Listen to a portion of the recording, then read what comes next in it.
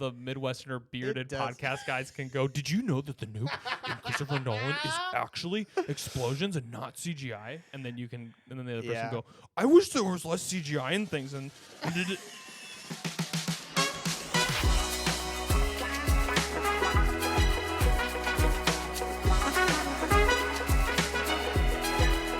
Welcome to Reviews Required, a podcast segment where two best friends feel peer pressured to try something new, and maybe so will you. I'm Glenn Brown. I'm Ryan Mione. Glenn, what a great intro. I gotta ask you, how many times did you say that to yourself on the ride like here? 100. Just over and over again. I'm surprised I got it on the first shot. Episode honestly. 20. Yeah, episode 20. Here we are. This So, is it. Glenn, do you want to kind of explain a little bit of Reviews Required? Yeah. So this episode is kind of a special episode that we're calling Reviews Required, kind of a segment of Recommendations Required, where we feel like the world is telling us we have to try something. In this case, it's going to be the movie Oppenheimer. Mm-hmm. Neither of us have seen it, but the As I knock over my coffee. The front half of this episode is going to be us before seeing the movie, kind of what we've seen in media, what we're thinking going in, thoughts, feelings. Then we're going to go see the movie and come right back and record the second half of the episode where we talk about what we thought. Yeah, and so episode 19, you gave me a Raptor review, so we will not be touching that. So this is kind of like an episode that's going to live in between that, and then we'll go back to the normal rotation. An intermission of sorts. So episode 21 will go back to our back and forth kind of volley going on. But yeah, so, it felt appropriate. I don't know. 20 is like a milestone for podcasts. Maybe we'll do it for 40 every 20 episodes we do something. Yeah, I feel like I did think of one that I was like, it would be horrible if I did this, but I was like, what if it was a marathon? Oh my God.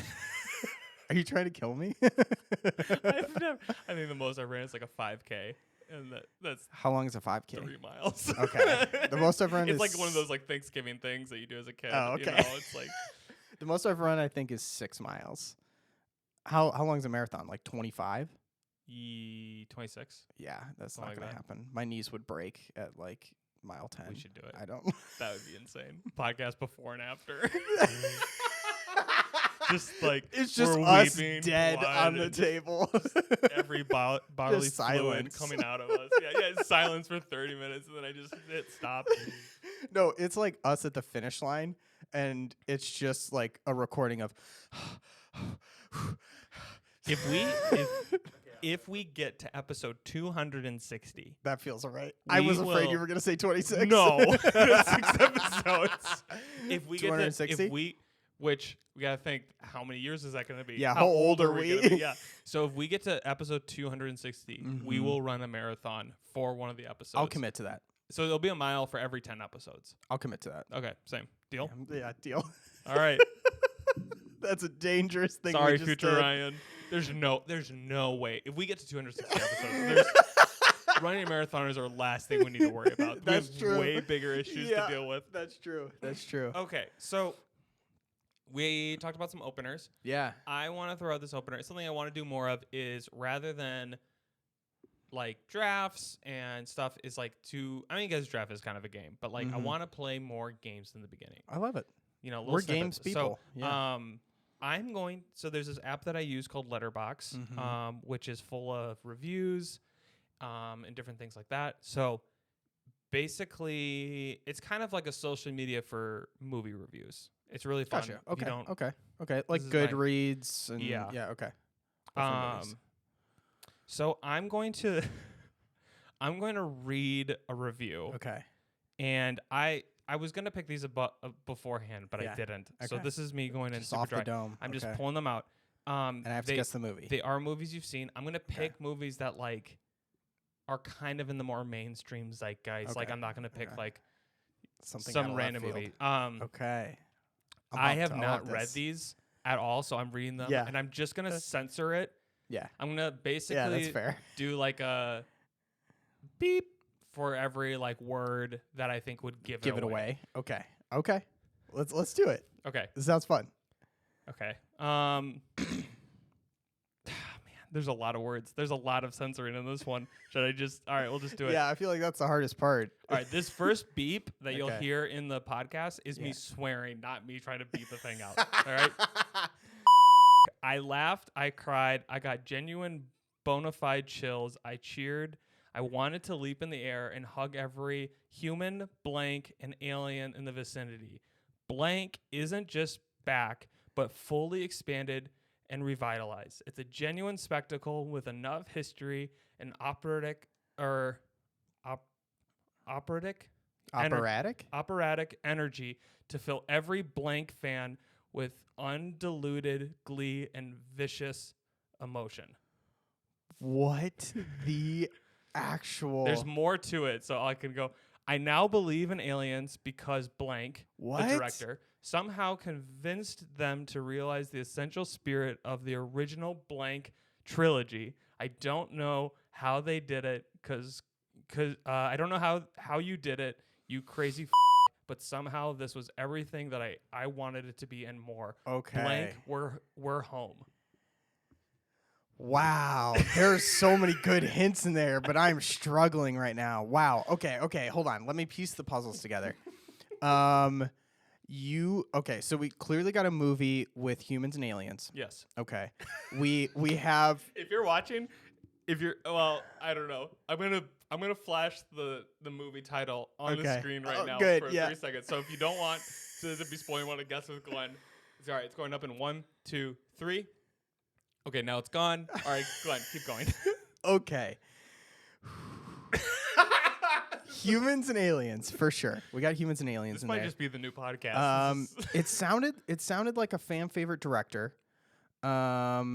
We have a trilogy that's being revived. It sounded like this is a new movie based on an original trilogy. Yeah. So this would be like the fourth. If you can ask me really basic questions about when did it come out. Okay. I feel like there were so many more clues in there though. There's so much. That was a really good review to just pull out of nowhere. So many good clues. Okay. Some of them were like specific fans. See if I can find other reviews. Like a big fan group of this movie. Okay. Is it live action? Yes. Okay. Is it within the past 5 years? No. No. Okay, so it's a little older. And it's definitely something I've seen. Yes. Okay. Wow. I'm thinking, there's the Alien series. Haven't seen any of those. There's Predator. No. Just start throwing stuff at the wall. Yeah, one of my first thoughts was Nope, actually. Nope. But that's too recent. Yep. Would I know this director by name? Yeah. Okay, he's a fan favorite director. Do I like this director? I think so. I think he's fine. Okay. I don't think you would have any reason to hate him. Have I seen like a lot of his movies? I know for sure you've seen 2 of them. Okay. That's not gonna. Trying to guess the director's not gonna. Well, is this a movie that comes to mind when you think Alien movie? Or is it more of like, oh, there's just kind of aliens in it? Start guessing. Just start guessing. Yeah, I can't think of a movie. Guess what? Alien is closer than Nope. Alien is closer than Nope. We'll play hot and cold. Okay. Predator is it colder? Colder. Okay. It's closer to Alien. It's closer to Alien than Nope. Alien was closer to Nope. No, yes, Alien was a closer movie to this movie than Nope was. Okay. Nope was farther away. Man, I'm trying to think of an original trilogy, and this is like a callback of that. This is unbelievable. For those of you that know which movie we're guessing. Is it so obvious? It's not so obvious. It's just ridiculous that you haven't even considered it or brought it up. I'm trying to think of movies with aliens in it, and I can't. Oh, no. There's so many movies with aliens. Is it Star Wars? Is there? You're warmer. I'm warmer. God. I'm not just also if you're gonna. Is it The Phantom Menace? Nope. Okay. Is it The Force Awakens? It is The Force Awakens. Wow. Wow. Wow. So let's reread it. Yeah, can you reread it? I laughed, I cried, I got genuine bona fide chills. I cheered. My God. I wanted to leap in the air and hug every human, droid, and alien. I removed droid. Droid, okay. Which would have given That's in a the giveaway. vicinity. Star Wars isn't just back, but fully expanded and revitalized. See, okay, you think I'm gonna pull? You think I'm gonna pull Force Awakens from this? I was trying to think of good movies, Ryan. I know. That was the best part about it. It's so much. So, all right, let's do. When you think it sounded like such a great comeback of a series, and I'm like, nope, can't be that. Wow. Okay, that was a good one. Let me do one. Let's do one more. A hell of a good one to start off this segment with. I am looking forward to this continuing. All right, ready? Next one. Yeah, let's do it. Amazing looking water in this movie. Is that the whole review? 4 stars. That's the whole review. Okay, I'm good. Is it Avatar: The Way of Water? Okay. Here's another one. I'm gonna say it's not Avatar: The Way of Water. I cried. This is perfect. I am blank. Nothing goes over blank's head. He has excellent reflexes. Blank isn't a blank. I am blank. What? Blank. Who? Sexy aliens. I want the Inhumans film now. I'll give you this. Stan Lee is a perv. Great film. I actually cried genuine tears. And the guy next to me too. He was crying and we were crying. Okay. And then we hugged because the film was so awesome and it's so emotional. And I have actually seen this. I am blank. And then he kind of keeps saying the same thing. I think this is ironic, but that's the other thing about Letterboxd. Is it's not necessarily like people are being sarcastic. Very, very, very sarcastic. Okay, so this is Marvel. I don't think the first one was sarcastic, to be honest. Okay. Oh. Oof. Is this the same? Wait, is this the same guy? Is this the same reviewer? If it is, that'd be pretty great. That would be insane. He's just gonna. The segment is now just this guy's reviews. We're not gonna go see Oppenheimer. We're just gonna do this. This guy's reviews. Okay. It's definitely a Marvel movie. The water was great. That was a separate review. But it's the same movie, right? Yeah. I don't think that gives away anything. I don't understand how that relates to a Marvel movie at all. The only thing I can think of is I Am Iron Man because he kept saying I am blank. Mm-hmm. Is there another MCU character that says I am blank? Oh, I am Groot. So this has got to be Guardians of the Galaxy? Yeah. Wow. Wow. All right. So that's the water? What water? I don't know. What water? What? What are people doing? I don't know. We got to get in Letterboxd. It's great. All right. That's Guess That Movie from the review. Yeah, I loved it. We need more of it. That's good stuff. We're definitely doing that more often. For sure. So, Oppenheimer. Yeah. We're going to go see it in a little bit. Yeah. Give me your thoughts. Give me what are you feeling? I actually know very little about this film. Like, I don't think I've seen a full trailer or anything. I've just seen like ad snippets, you know, where like nothing really happens. It's just a little section. Yeah. But obviously everyone keeps talking about how amazing it is and everyone wants to go see it. Yeah. And they're seeing it at the same time as Barbie, which we're not going to do. But no. I mean, I really like Cillian Murphy. Yeah. In like everything I've seen him in. I feel like cool name too. Right. He just seems like such a badass. Love that dude. And then we got Emily Blunt, Matt Damon, Robert Downey Jr. I mean, Josh from Drake and Josh. I don't know his name. Oh, he's in it. For real? Yeah. Oh, I didn't know that. There's a lot of big actors in this, and yeah, I mean, I feel like that can either be really good or a bad omen. Yeah. You know, like that could go either way.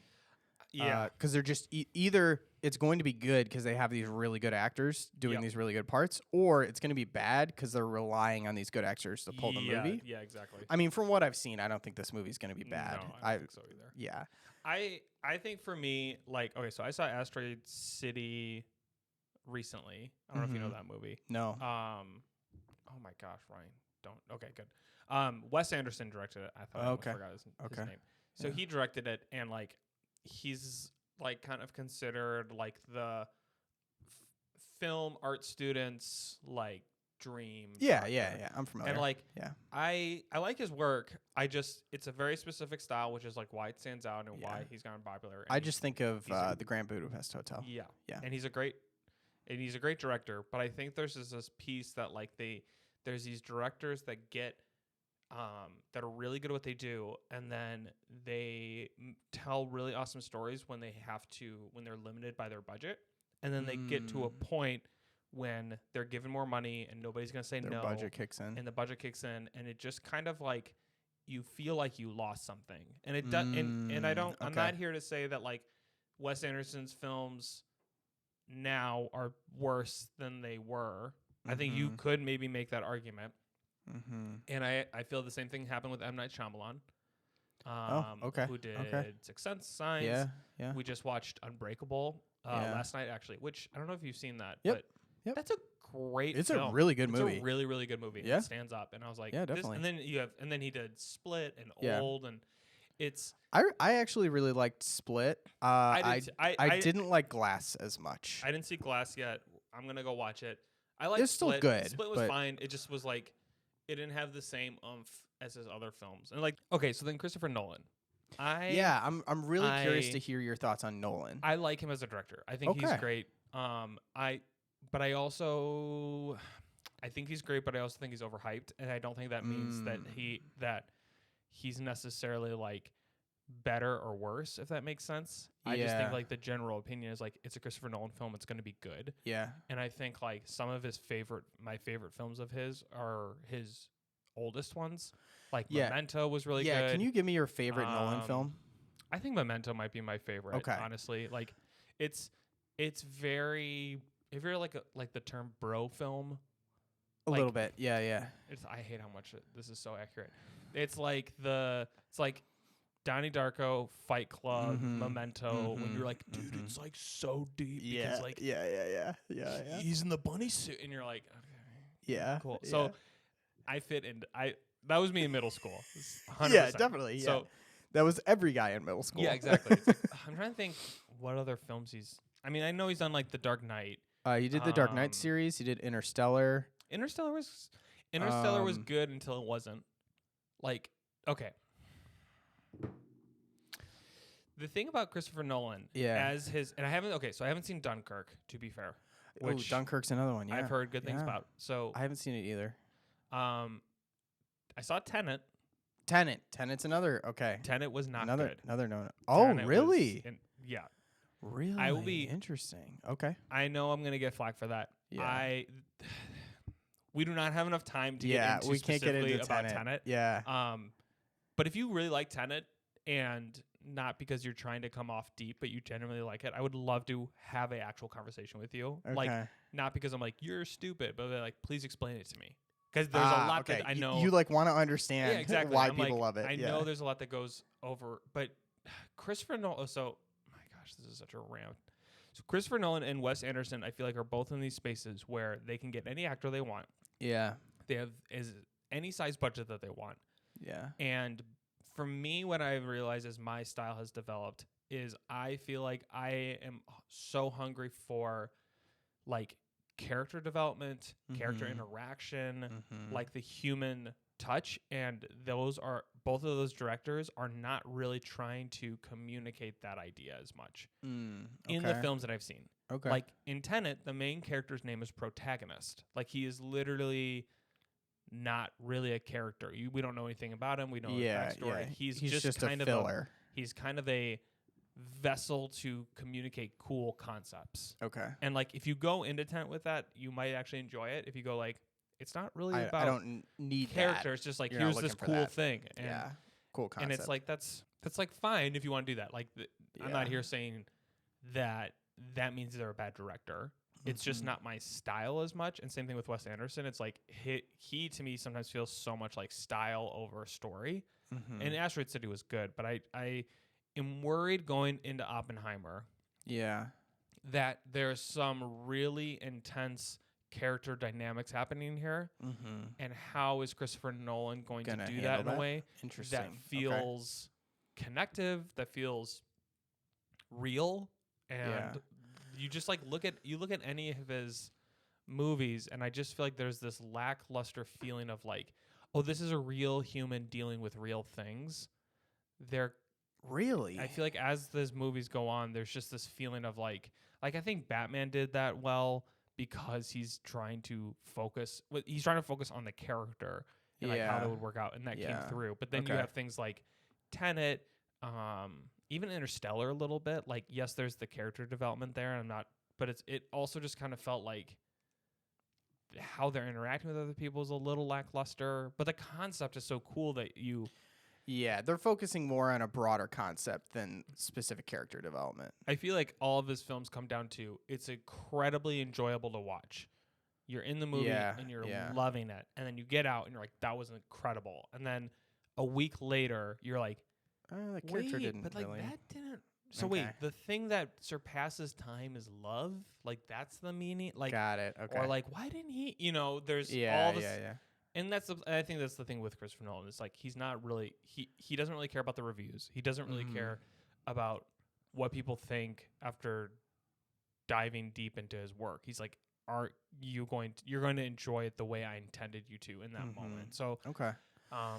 Honestly, I was looking at the list of films that Nolan's directed, and I was like, looking at this list kind of feels like the direct cross between my kind of movies and Ryan's kind of movies. Let's see. Like, I just saw like Memento, Interstellar, Tenet. I'm like, I feel like those three feel like Ryan kind of movies. Like they have like a lot going on and really advanced concepts and stuff like that. Yeah. That you tend to be drawn to.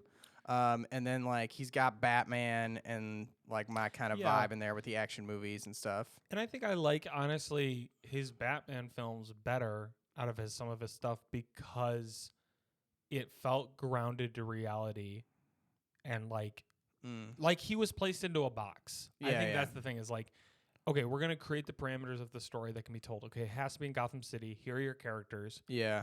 And he's like, cool. How does that, like, let's dive deeper into Batman. Let's dive deeper into these characters. Like, why would they stay in the city? Why would they da-da-da-da? Like, it's like, oh, cool. This is interesting. Where you then bring Interstellar or Tenet, and it becomes, I want to dive deep into this cool concept. Okay. And I have to make a movie about it. Well, oddly enough. Inception. That's the other one that Inception. Duh. This is great. Great another one where insane concept. And like, I think main character development was decent in that movie. Yeah. It wasn't like super deep, but it was decent. Definitely focused on the concept. I think. Okay, here's the thing is like a lot of the characters is, I don't know. Yeah, like his is more like you get to learn his backstory. Yeah. Yep. But he doesn't develop like super develop. Yeah, as that's a character. true. Well, oddly enough, I'm gonna say that possibly Oppenheimer is going to be a lot like Batman then, because you have fixed. That's what I'm. You thinking. have a fixed cast from history that it needs to be rooted in history and grounded in the world, and he's going to play around with that. Yeah. Have you so heard maybe about the whole... Oppenheimer will be just like Batman. I hope. And thanks for watching this episode. No. Yeah, I mean, I hope so. I hope it's and I feel like crappy saying that like Batman is one of my favorite films from him because it's just like really Dark Knight. Like, I mean, the Dark Knight's really good. Interstellar is great. Inception's great. So, is this gonna be his first like historical? I believe so. Yeah, which is really interesting. I feel like that's a really different kind of movie compared to everything he's put out. But the thing is like people have talked about how Christopher Nolan has like a boner for time. Like there's this like ongoing joke that all of his films have to do with time. With like time. Yeah, that's kind of true. You have like Memento, which is time going backwards. You have Inception. You have Interstellar. Yeah. You have Tenet. Everything is happening in reverse. Yeah, it's all messing with time. Everyone's like, we get it, Chris. Like, we get it, Chris. You have a crush on time. Yeah. They're all just love letters to time, which I think. Maybe we'll find out that Oppenheimer is a time traveler, and that's why he has advanced technology. I think they do a lot of bouncing back and forth between time. And I think there's a whole thing with like the worry of the nuke going off and what that would mean for time and space. Oh, okay. I mean, sure, yeah. So yeah, okay. I don't know. Okay, it's 3 hours long. which is also like okay. So yeah, I want to talk about that because I'm fine, but here's my thing with movies like that is I feel like we've been getting more and more movies that are longer and longer, which I'm here for. Like we keep getting like 3.5. Yep. Even like 4. Like the Justice League Snyder cut was like 4 hours or something like that. And I feel like movies actually used to be like that, and we like really narrowed them down to like an hour and a half, and now we're going back. But I feel like I'm so here for a film that is 3 hours, and it is good because it is 3 hours. Yeah, we'll see if that's a 3 hours well used. Yes. Because I feel like there's so many movies that I see that it's like, oh, it's 2 hours, but like they cut all these crucial scenes, and like it would have been a better movie if it was 2.5, but the studio said they got to cut the time to make it sellable or something like that. I'm like, oh man, that sucks. Like, and I feel like that's happening been a good because movie. Content outside of movies is getting so short. Oh, that's true. So there almost becomes this like pendulum where, okay, if you're gonna sit down and enjoy this thing, let's really sit down, and enjoy it, and like, hey, you're putting your phone down. Let's keep you interested, and let's like, we've both signed this contract like socially that you're gonna sit down and watch this thing. Yeah. And so like, we're not gonna try and rush you out of it, but it is your job to like, and so like, but I'm here use your for time responsibly. Yeah. I think that's fine. I think as long as it's not just like 3 hours of crap we shoved into 3 hours. Exactly. You know? Which I never feel that way with Christopher Nolan films. Like I never. No. I feel like. I really need to see Tenet just so we can talk about it. Also, it's like there's so much about it that will just drive you up the wall. Okay. Like I know specifically there's things that I watch. I'm such a math like, and science person that I feel like there's going to be things where I'm like, okay. I love it because there's a line in it that I was like, I want Glenn to see this because this would trigger him so hard. And it's like they're explaining the whole concept of it, and she just goes, just don't try to understand it. And then they move on, and you just never really do. I can't with that. No. I know. I saw it. I was like, Glenn would lose his mind right now. I would turn off the movie if a character basically stared into the camera while they're explaining the whole concept. And told you, don't worry, you don't need to understand it. I'm walking out of the theater. That is your job, is to make me understand recommend it to you. Oh my God. You have to watch it. The worst. I know that the nuke that goes off is practical and not CGI. Whoa. Yeah. What? Yeah, it's all TNT. Oh, interesting. So it's not an actual nuke. Yeah. No. Yeah, they blew up a real nuke for the movie. Jesus. Okay. So which so is they another do a lot big of like actual. Thing. He wants to go practical with like everything, which is cool. I'm here for it. I feel like more often that pays off. If you have the crowd, if you have the crowd pull.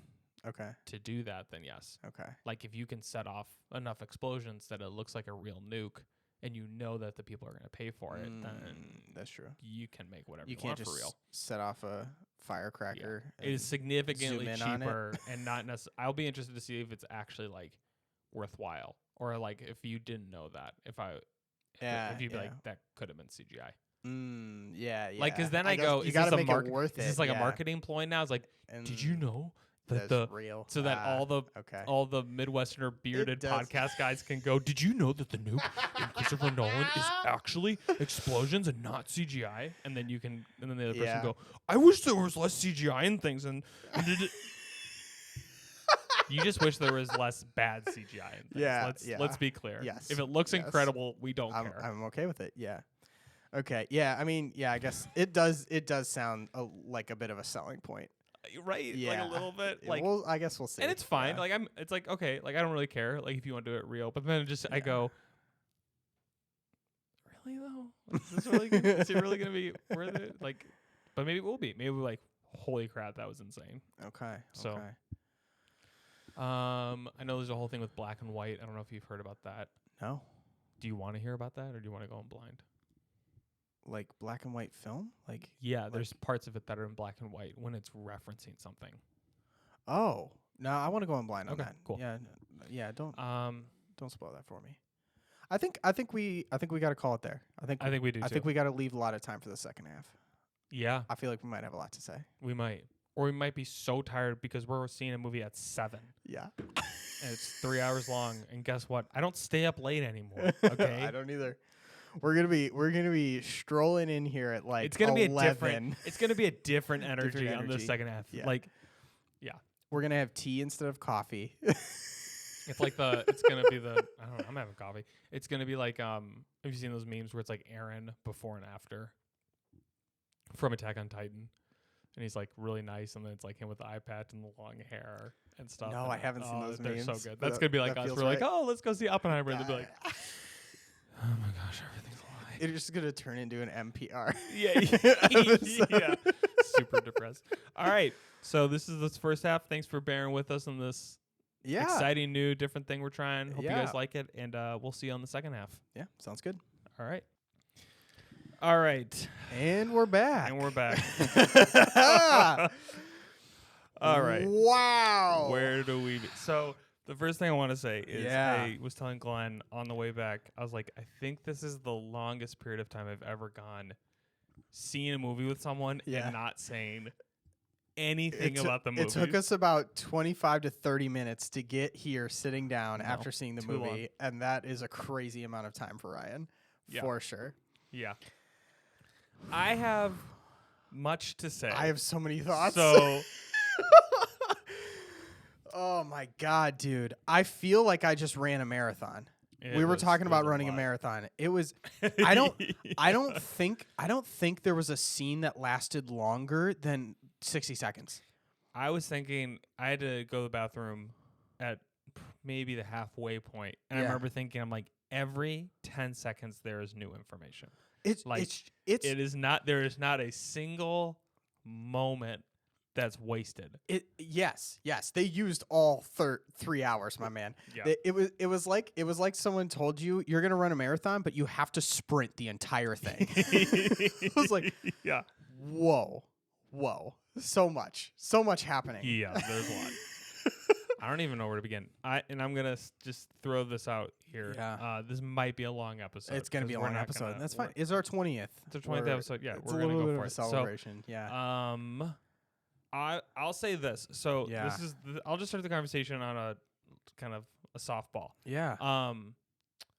So I saw the movie Till today, actually, this morning. Till. Like Emmett Till, the black kid that went to Mississippi, he got like lynched. He was from Chicago. I don't know anything about this. Yes, you do. It skyrocketed. It like sent the civil rights movement really like it galvanized it. Okay, I'm really bad at history in general. Open like casket funeral. He had like a really bloated face because they found him in the rip. Okay, I don't know. I guess Glenn just doesn't care about Black history. Oh, all right, moving say forward. That. Oh my God. Okay. So I saw that movie, and the story is really interesting, but I don't hate, but I get bored in biopics so fast. Oh, really? And it's just like because most biopics are we need to tell his whole life story. Yeah. In this period of time, and it's just information dump after information dump. Yeah. And there's also nothing creative or artistic really happening. It's just we need to tell his story. And at that point, I kind of go, well, then just make a documentary about it. Yeah. Let's just hear from the people who actually lived it. Yeah, there's no point in a biopic at that point. Yeah. So there are people who love it. So I'm just not one of those people. So it's weird to think about going into this like this is like a biopic. But you watch it, and it didn't feel like a biopic. No. They took amazing creative like liberties when it came to like really pushing the point with it. Like he allowed it to get like more meta and more out there, and I was just like here for it and super thankful they did. But then they didn't go too far that like because I think that's the other thing. You have biopics that go so far into that space. Yeah. That you're kind of like... It doesn't feel like a biopic anymore. I don't even really know who this person... I don't even know what happened. They're just like... It's almost more for people who know the story and then are watching it. Yeah. There were parts in this where the information was coming at me so quickly. I'm like... sorry, was I supposed to like read an article before going into this movie so I can understand this? Because it's just thrown at you so fast that I'm like, I was struggling to keep up with who everyone is and how they're interacting with each other. And as I was watching it, it almost felt like there were several movies going on at the same time. Like, I felt like there was Oppenheimer's, like, scientific career movie. There was Oppenheimer's, like, love life movie. Yeah. There was Oppenheimer's, like, political movie. You know, it felt like multiple movies that they're jumping between constantly. And I was like, there's no way all of this can be relevant. Like, I was getting to a point where I was like, there's no way all of this can be relevant. Like, they should have cut like a good amount of this. But by the end of the movie, I'm like, no, every single scene they showed me was completely relevant. I think that I had the same feeling where I was like, this is feeling like a lot. Yeah. And like, how does his first wife matter in the grand scheme of things? Yeah. But like, it ended totally up mattering. does. And and that's the thing about this film is like I feel like Christopher Nolan did such a good job of like giving you just enough information that you could connect. Like he did multiple things in each scene.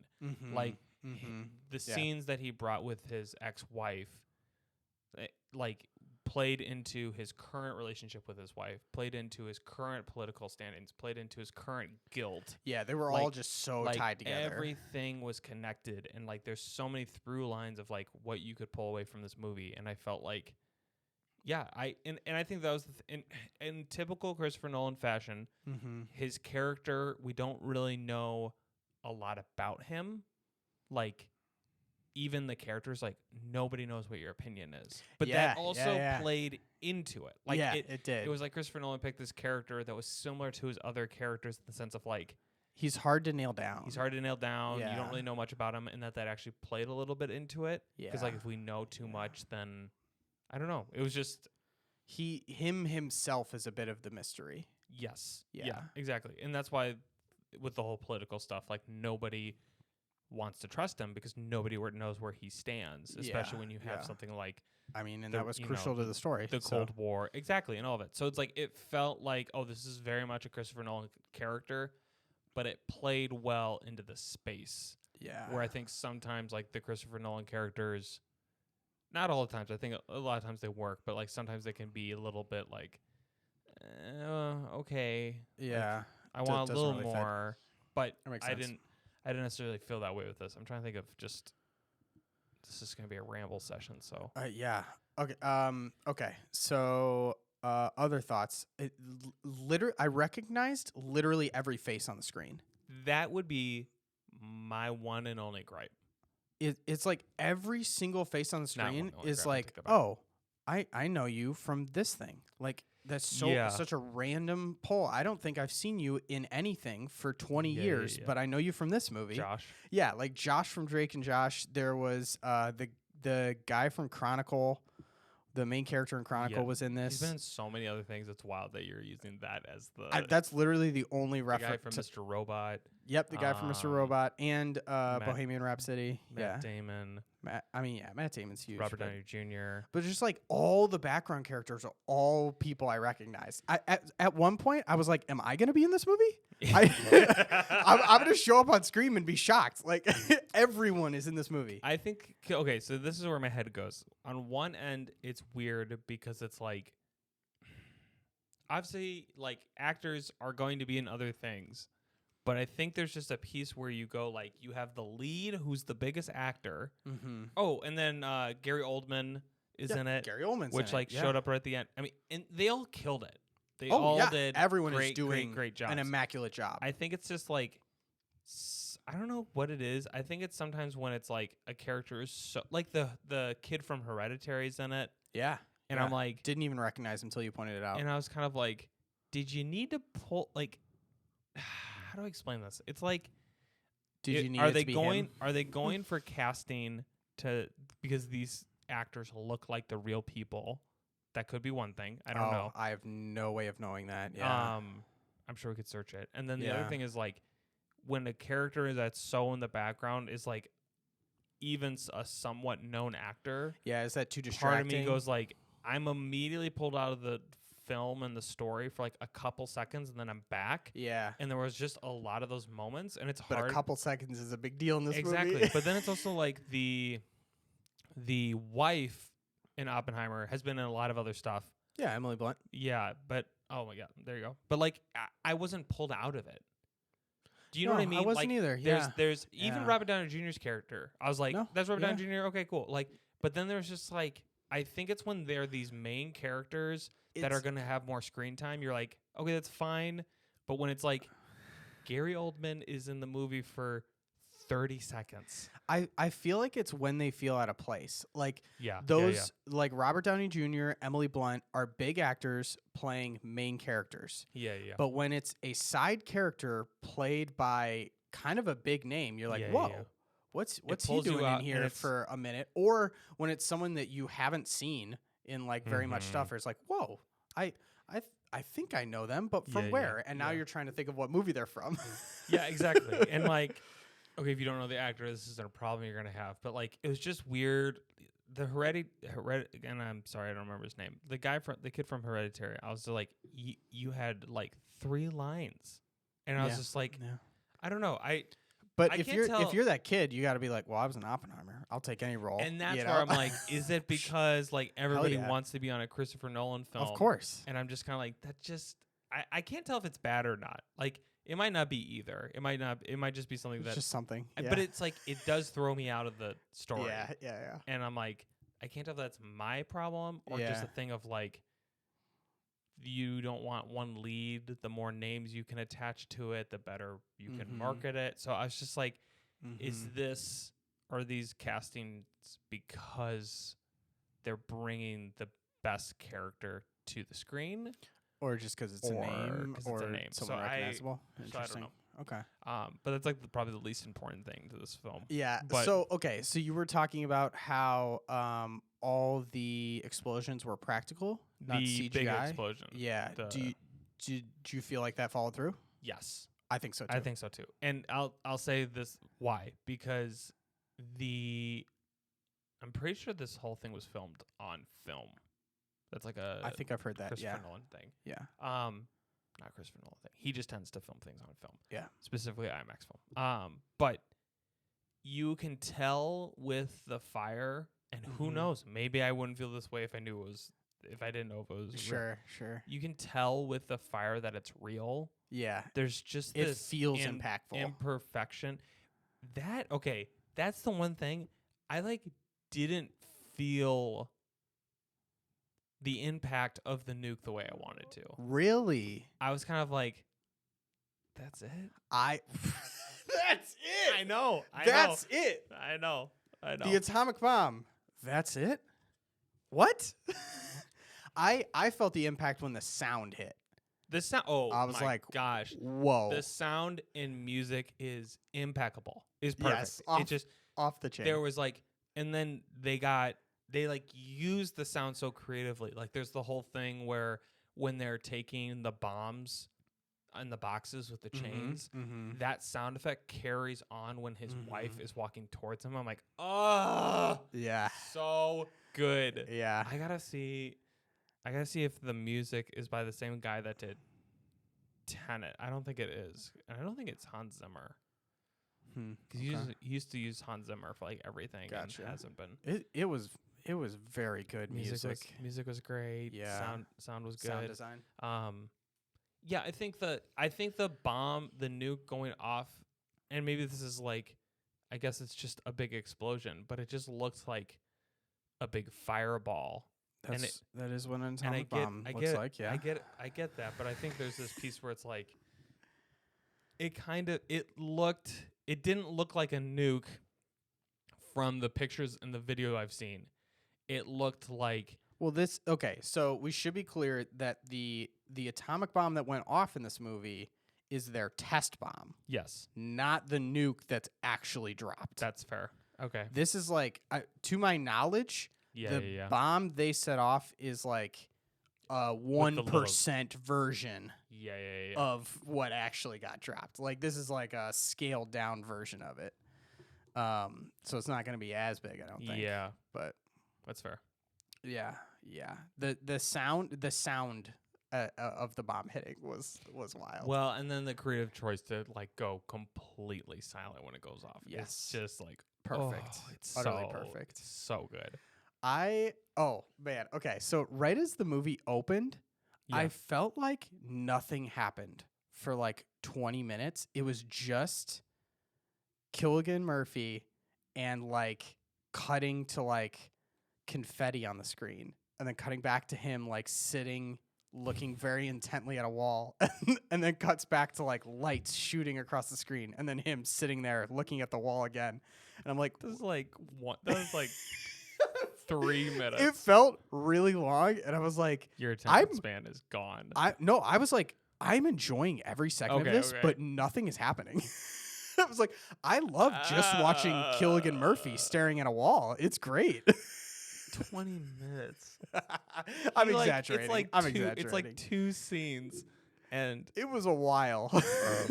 But I feel like it did establish his character as being this like seeing beyond what is like someone who's like disconnected almost from like what the world currently is. Like he's just seeing into the future. Yeah. So I felt like it was appropriate, but I was like, there's literally no words being spoken. Yes. Yeah. Yeah. Oh, so you mentioned the black and white thing. Yes. Before we went, and I said I didn't want it spoiled. So obviously during the whole movie, I was trying to figure out what the black and white thing meant. Did you figure it out? No. But I had several theories throughout the movie. So there were some scenes that were in black and white. Yes. And then some scenes that were in color. Mm-hmm. And at first, I thought the black and white scenes were scenes after the bomb was dropped. Which is not true. Which is not true. Because, I mean, then there was a scene in color after the bomb was dropped. Which is the same. And so I was like, there was the same scene, but in color. Yes. Scenes started repeating, but in different... Mm-hmm. In black and white and color. So I was like, okay, maybe can he land it? Maybe it was scenes with Robert Downey Jr. in it were in black and white. But then like halfway through the movie there was one scene with Robert Downey Jr. in color. Yeah. I was like, well, that's not it. I could not land the plane on what was black and white and what was in color. No, I couldn't. It's based off the perspective. So is it every time it's from Oppenheimer's perspective it's in color? And when it's not in third person, it's black and white. Interesting. Interesting. Okay, I'm gonna go down a little bit of a film nerd rabbit hole. Have you seen the movie Citizen Kane? No. If Dominic, if you're listening to it, I know. I'm sorry, I'm talking about Citizen Kane again. So it's like I don't know. I mean, I know of it. It's like film buffs. It's the film buffs film, movie. And it's like it's great. I love it, but the whole concept of Citizen Kane is you never really know. Okay, this is a long episode. Here we go. So Citizen Kane is this like starts as this like poor kid, and we see him go from poor kid to like he owns a newspaper company, and he keeps becoming more and more famous and bigger and more rich and all these things. Yeah. And then he has his last words when he dies, which is Rosebud. And so there's this journalist trying to figure out what Rosebud it was.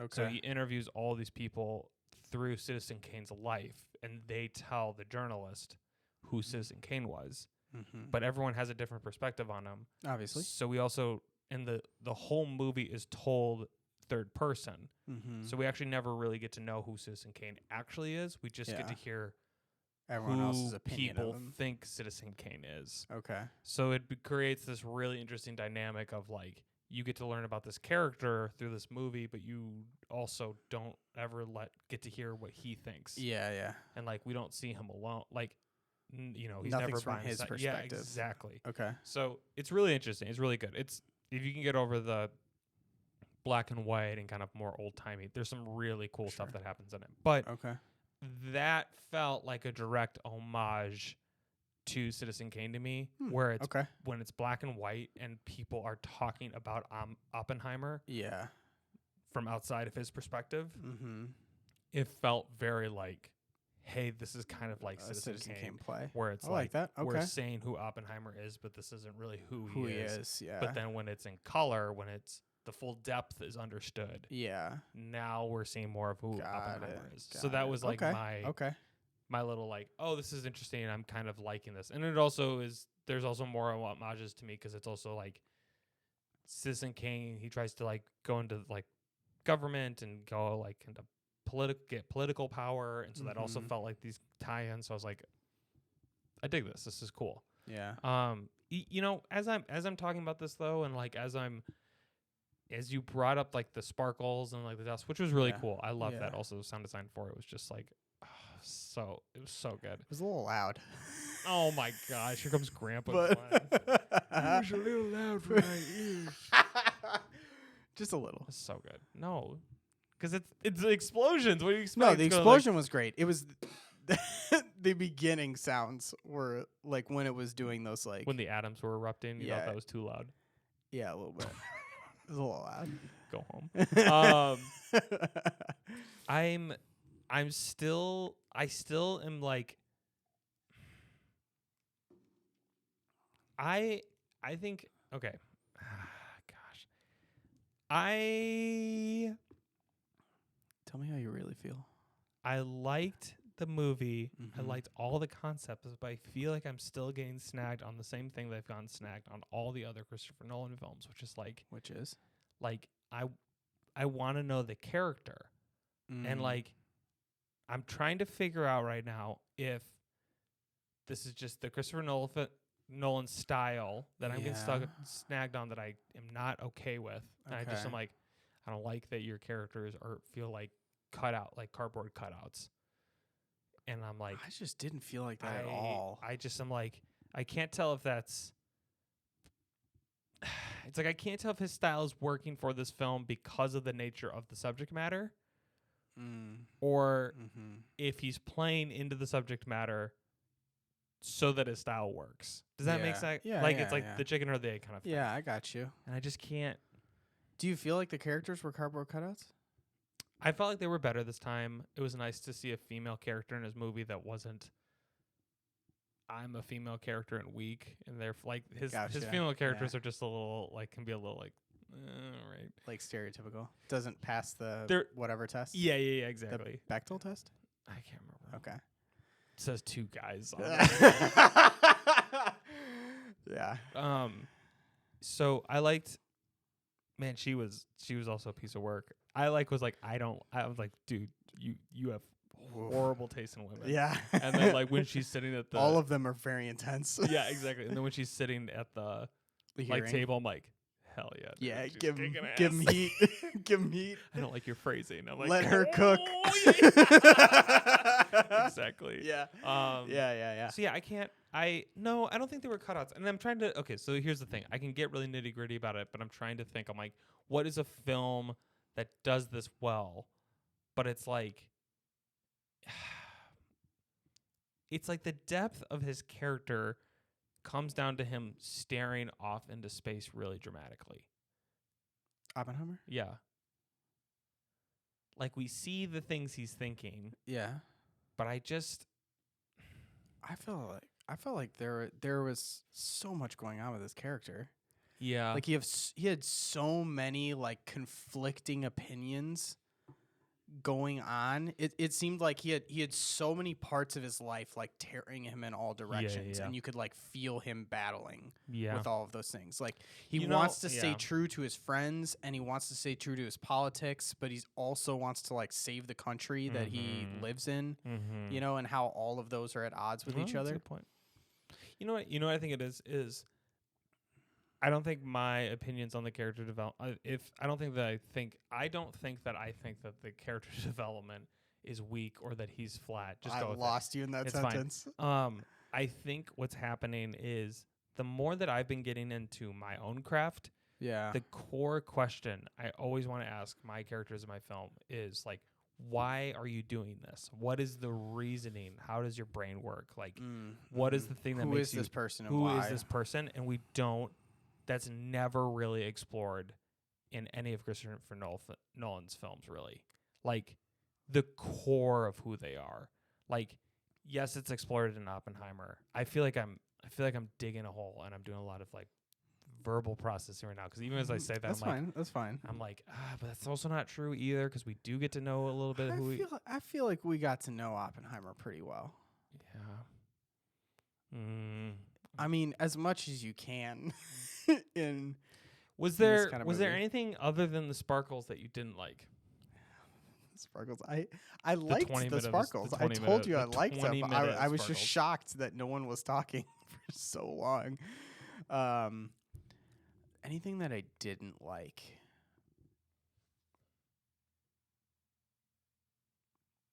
I honestly kind of wanted a little bit more of the moral and emotional turmoil. See, yeah, that's what not just from Oppenheimer, like at getting deeper into his character, but I feel like the whole movie is centered around this very catastrophic event. Yeah. And I felt like they only played with that in like the last 30 minutes. Mm-hmm. Like after the test bomb went off, now they started playing with like the impact that this will have on the world, and they had like talked about how like there's a chance they just destroy the whole world in one bomb, you know, because the math says that the nuke will just ignite the atmosphere. Yeah. But like the actual nearly like 0%. Yeah, the actual like morality of what they are doing and how it's going to impact the world didn't really come into play until really late in the film.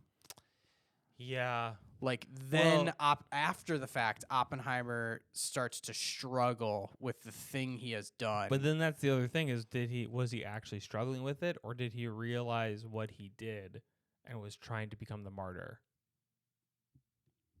Oh, you think like he wasn't struggling with it?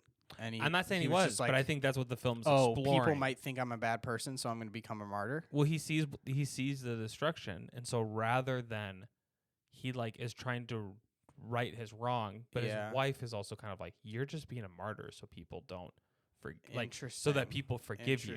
Interesting. Okay, I felt like the film was trying to portray him as being actually torn up about it. I think he was in the film, but I think they play around that like Okay.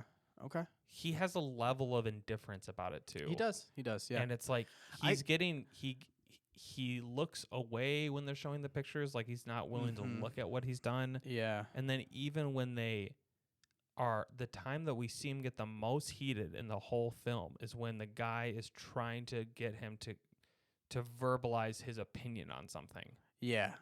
Which he clearly doesn't want to do. Which he doesn't want to do because then that puts him in a box. Yeah. So like, and he wants to be a free thinker. Yeah.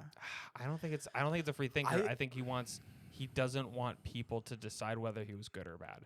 Oh, interesting. Because as soon as he takes a stand, you have people able to say he is a good or a bad person. He was a good or bad person for making this bomb. Interesting. Even when they're like, you think you're going to get a Nobel Peace Prize from this? And he's like, he created TNT.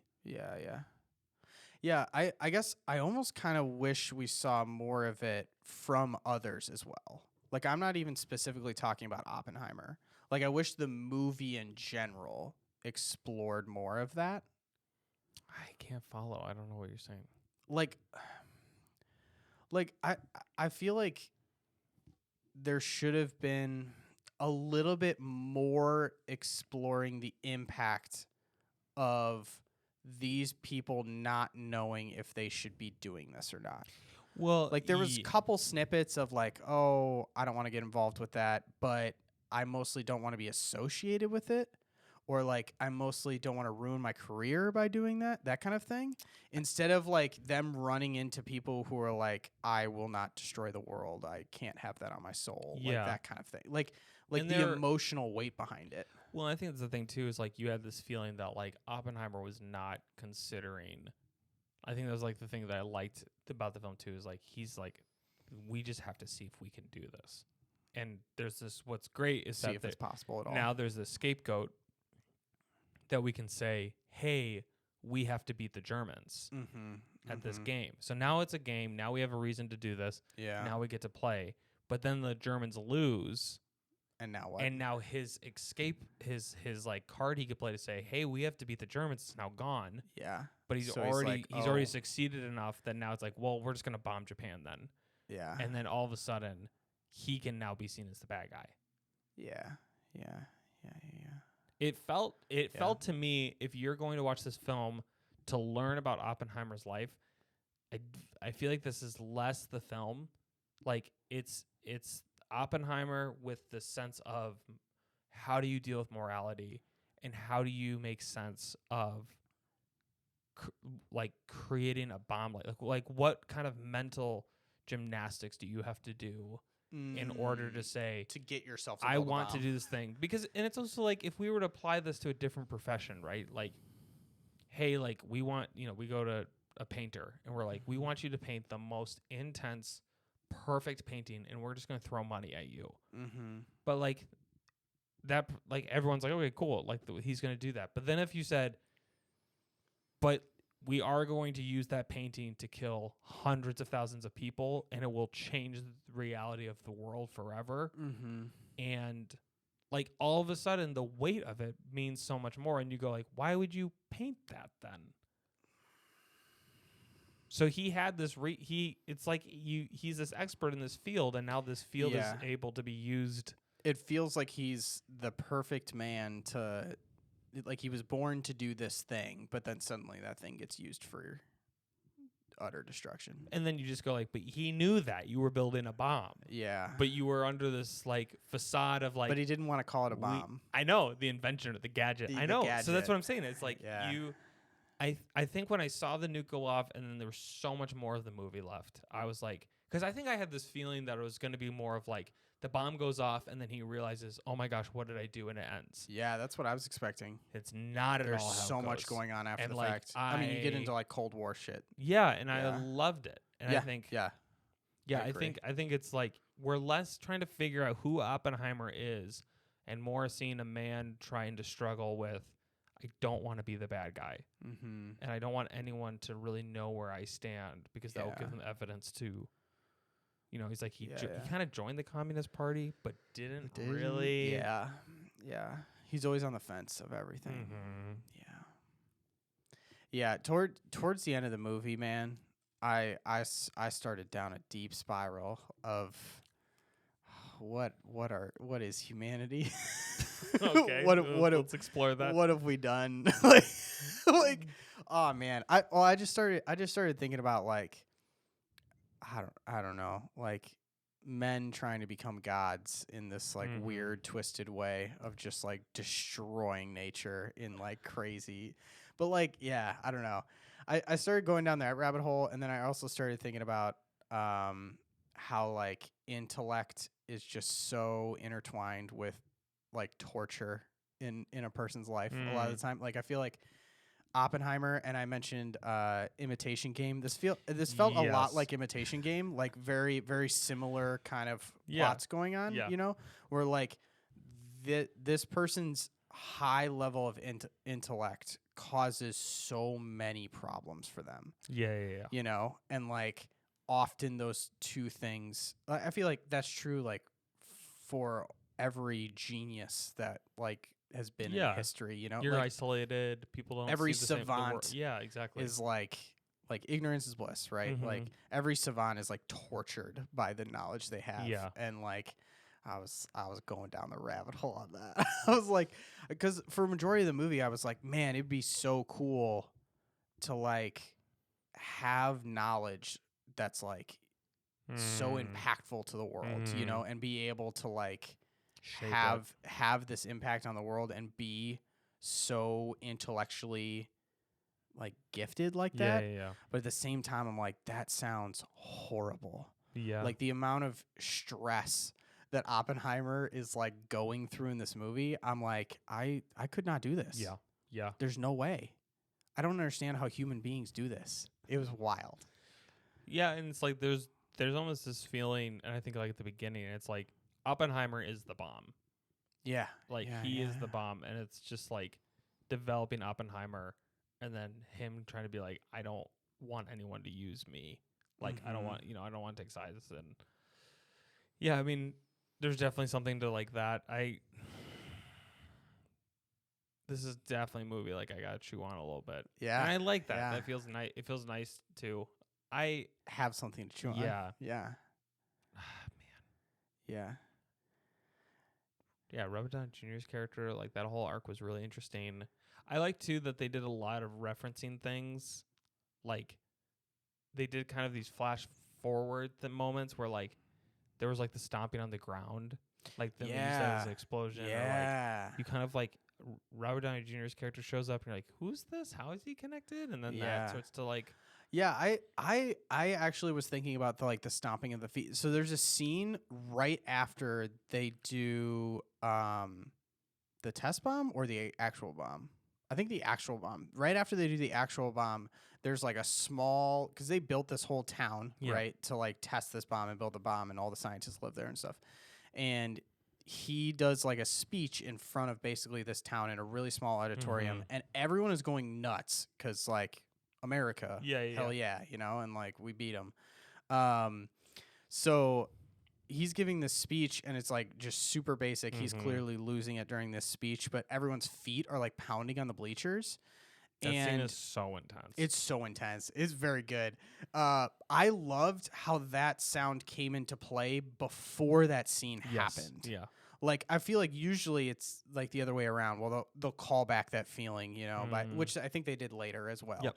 But like, there was scenes earlier where that stomping is happening, and I'm like, oh man, what is that sound? Like, I'm so intrigued to know what that is. Like, is that going to come into play? And then when it did, it was like hit. You know? Yeah. I loved that they played around with that a lot.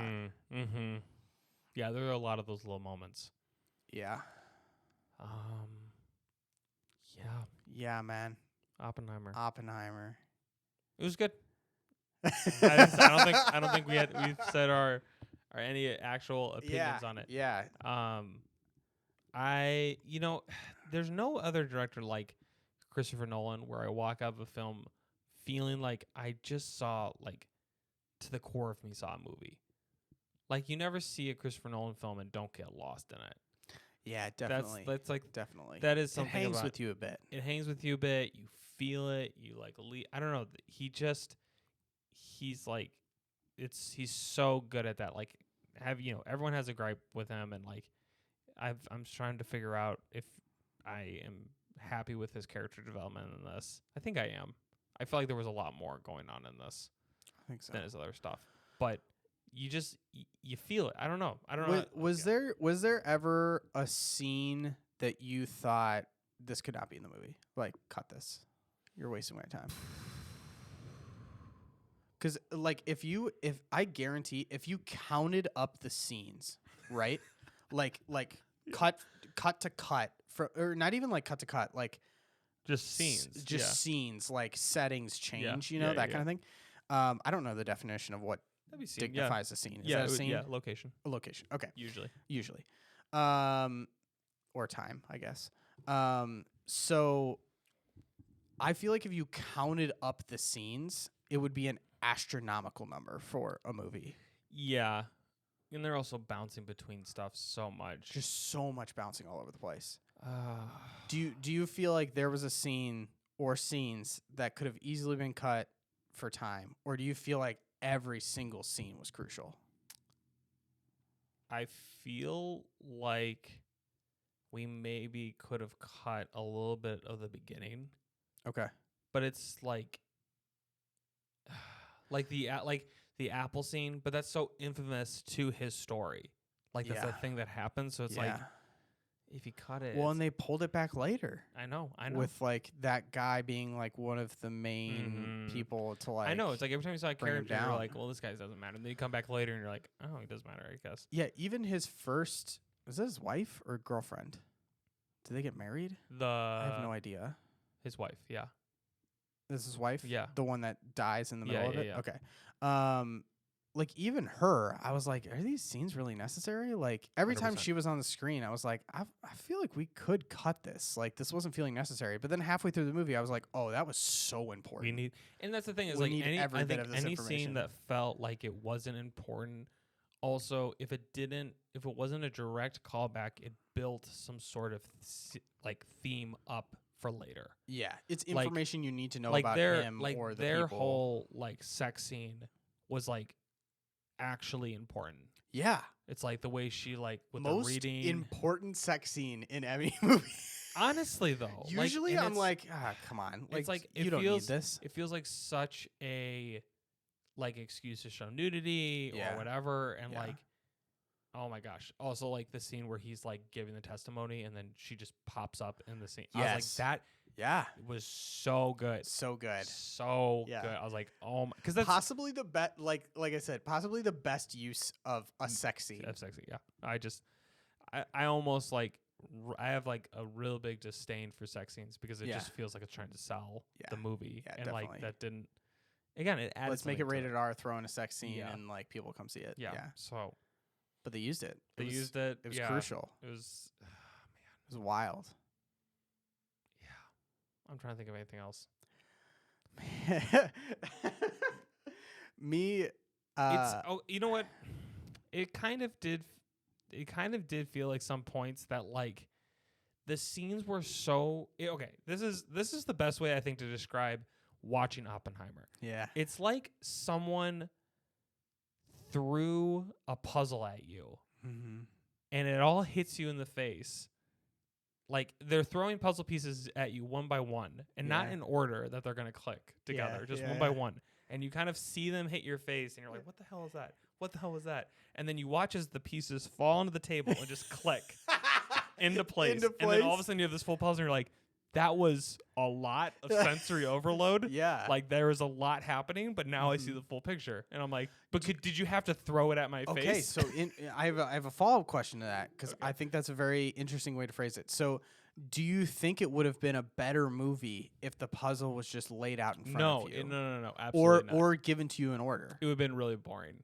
Really? Okay. Yeah, because we see those films, and like this Imitation was good, but it fell in the same trap where they're just too so linear? boring. Yeah. They're too linear, they're too boring, and they're just like too clean and like from point A to point B.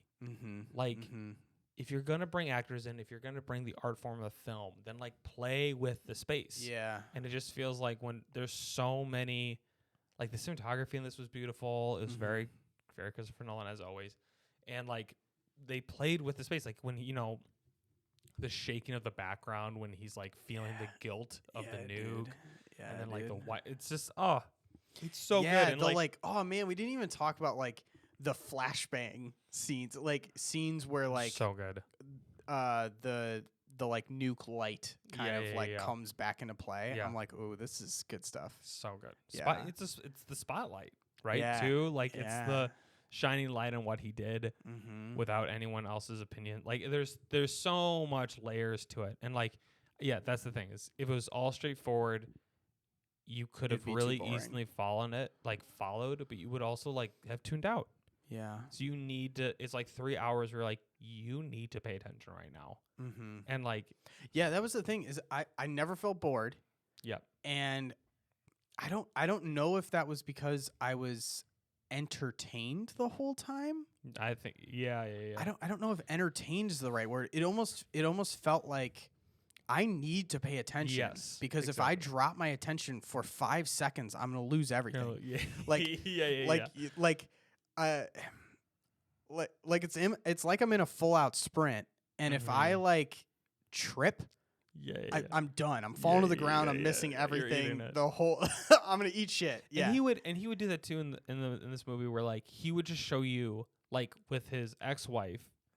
He like showed her dying, but like just snippets, like sprinkled, and you're like, what is that? And then you could kind of go, oh, I think I know where that's going.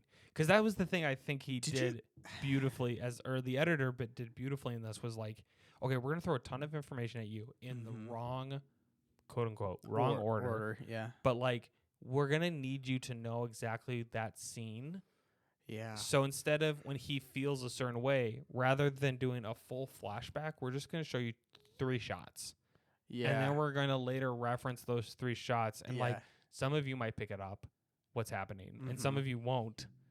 And that's okay. But that's like all you need. Yeah, it's you very. You don't need to rehash that entire scene. Just like give me a picture of it real quick. I think honestly, out of all of it, the editor shined the brightest in this film because I feel like if you had just an okay editor, it wouldn't land. The amount of work that's needed to be done in this film in order to make it flow is like.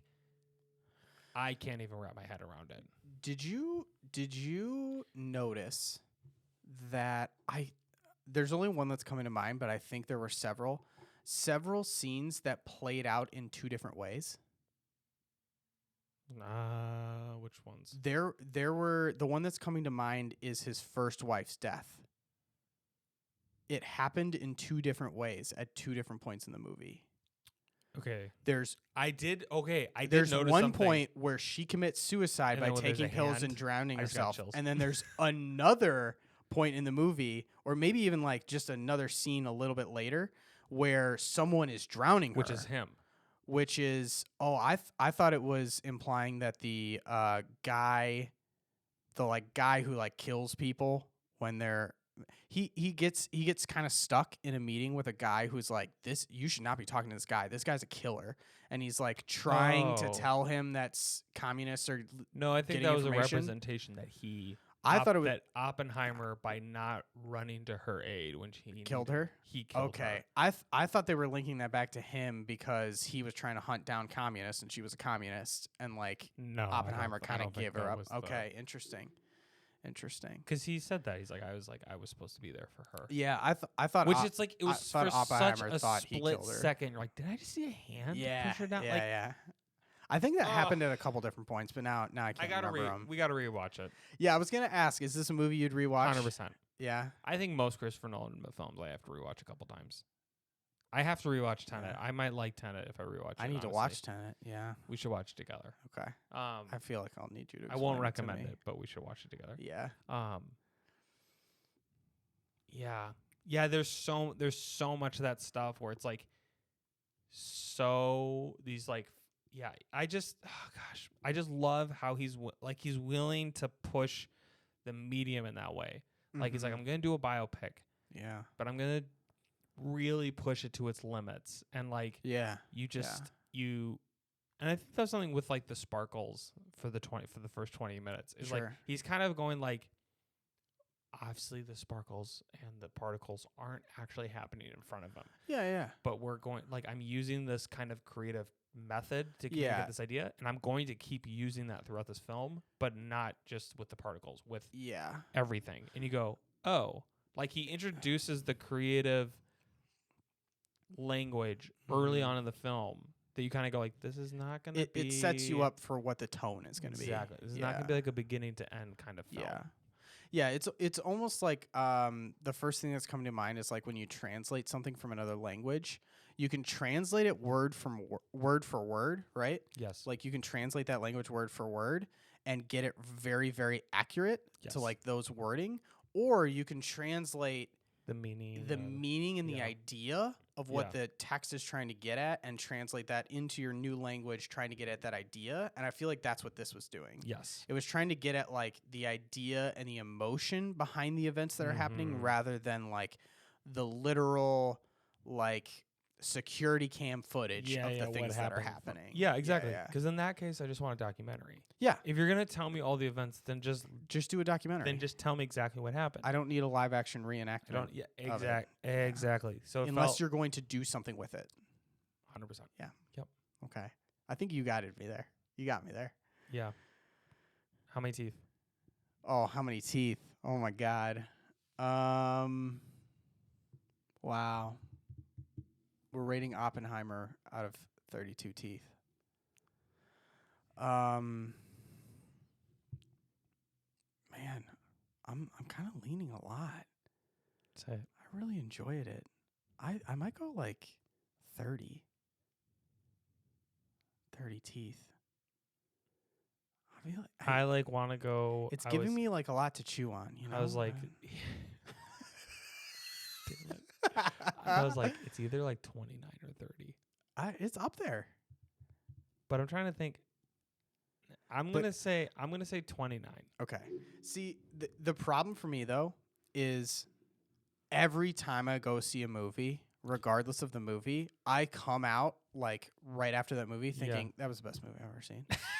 Like that's just my personality. I just want to be so like supportive and enthusiastic about the thing. I was like, oh, the movie was great. Yeah. You know, like I loved this and this and this and this. And then like a month later, I'll be like, oh wait, was that a good movie? Yeah. And I think that's like Christopher Nolan. Like, am I coming off a high or no? I can't decide. Yeah.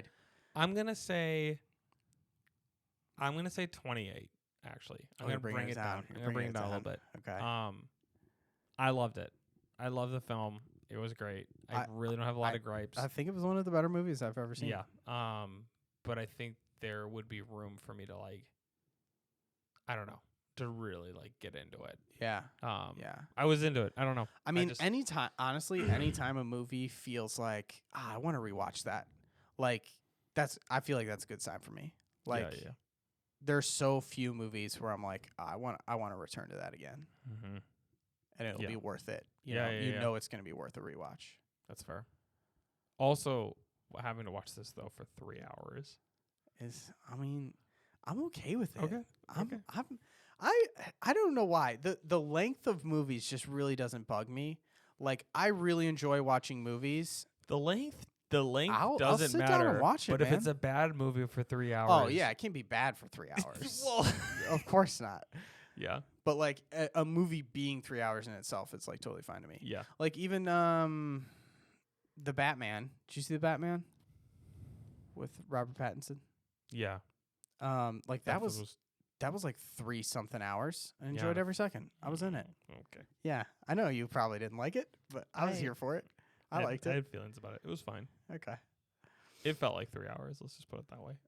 I think Holly would agree with you. She went to it with me. I enjoyed it. It could have been like 2 hours. They could have cut like an hour out. I don't know if I agree with that statement. But it's a noir detective film. And they're always long. So that was good. All right. You said 30. I said 28. Yeah. I feel happy with those. I'm good with that. Feel like people should see it? Yeah. If what we described feels like something that you're like, that seems really interesting, then yeah. And if you're like, I didn't follow anything they were saying, 2 things. 1, don't see Oppenheimer, and 2, why are you listening to this podcast? Yeah, that's fair. This is basically all we this is the only way we talk. Do you feel like this movie caters to the general public? Or do you think it's a little higher level? I think you could. Well, here's the thing. I think you could enjoy it if you miss everything. If you miss everything. Like, I think if you're like, if the concepts we're talking about you don't pick up on, you're still gonna enjoy it. Okay. But I think there's more to develop and discuss and process in it. So. Okay. Yeah. Okay. All right. Episode 20. Episode 20. That's a wrap. We're wrapping it up on episode 20. Episode 21. Yeah. We're gonna talk about Nick D. Yes. My recommendation from last episode. Yes. Yeah. Glenn's worst recommendation. All right, here we go. I'm Ryan signing somehow off. They keep getting worse. Yeah, Glenn. And not for the reason you think. All right. We'll see you next week.